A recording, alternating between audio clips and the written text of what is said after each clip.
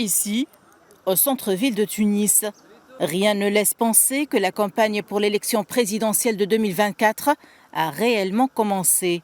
Le climat du pays semble marqué par un certain désintérêt. La campagne électorale a commencé, mais je ne connais pas les candidats, je ne connais que Kais Saïed. Ces élections nous ont ramené 20 ans en arrière.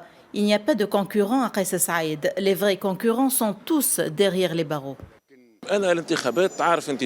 Personnellement, je connais déjà les résultats. Kais Saïed remportera ces élections.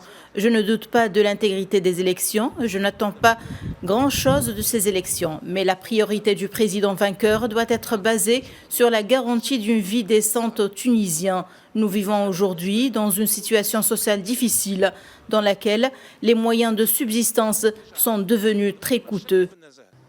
3 candidats sont en lice pour les présidentielles du 6 octobre.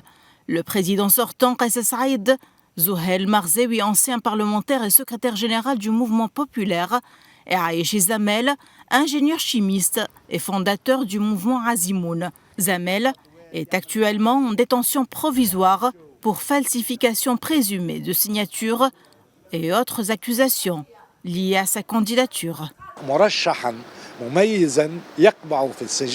Aujourd'hui, il y a un candidat distingué en prison, incapable de s'adresser au peuple et de mener sa campagne électorale. La Haute Commission électorale indépendante était censée demander à la justice de le libérer pour qu'il puisse poursuivre sa campagne électorale. Il y a eu un précédent en 2019 lorsque la Commission électorale a exigé la libération du candidat Nabil El-Karoui pour mener sa campagne électorale. Ce que l'on constate aujourd'hui, c'est qu'il y a une atmosphère tendue dans cette campagne.